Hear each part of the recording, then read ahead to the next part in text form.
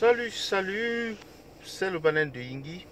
Alors aujourd'hui j'aimerais faire une vidéo sur le sujet, n'est-ce pas, de l'annulation des bureaux de vote dans les casernes militaires, une décision que le Conseil électoral a rendue publique ce jour au niveau du Cameroun. Alors cette affaire ce problème de bureaux de vote dans les casernes militaires a fait beaucoup de... a fait, mais c'est pas beaucoup de bruit.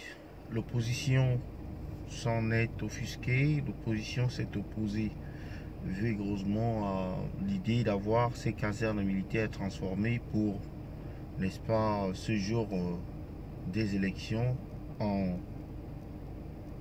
lieu de vote.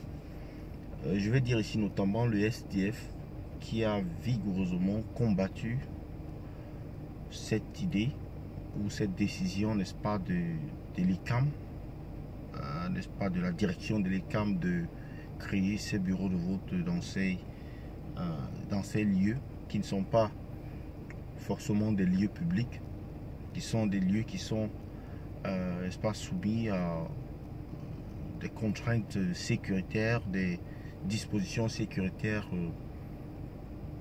qui rendent l'accès pas vraiment public. Alors, est-ce une victoire pour l'opposition?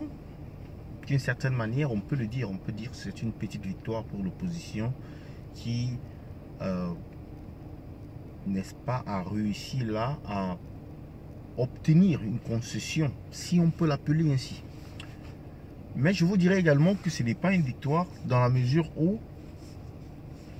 les bureaux de vote seront toujours...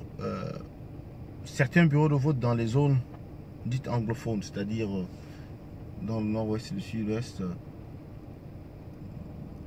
vont avoir n'est-ce pas, des casernes militaires comme étant désignés comme bureau de vote, que ce soit là au nord-ouest, sud-ouest ou bien du côté de l'extrême nord, dans des zones où Boko Haram continue d'avoir une influence ou bien continue de mener certaines attaques. Donc, dans ce sens-là, je dis ce n'est pas une victoire. Mais également, peut-on appeler cela une victoire pour quelque chose qui, normalement, ne devait même pas être débattu, où il n'y avait même pas débat, en fait. Vous voyez, si vous restez là à ne rien réclamer, on vous fait avaler n'importe quoi.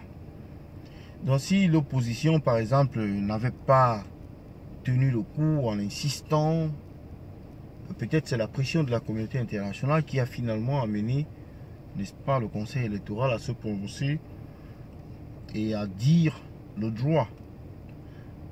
Et nulle part au monde, on trouve ce genre de disposition, si ce n'est dans des régimes de tyrannie ou autoritaires ou des régimes militaires, en fait.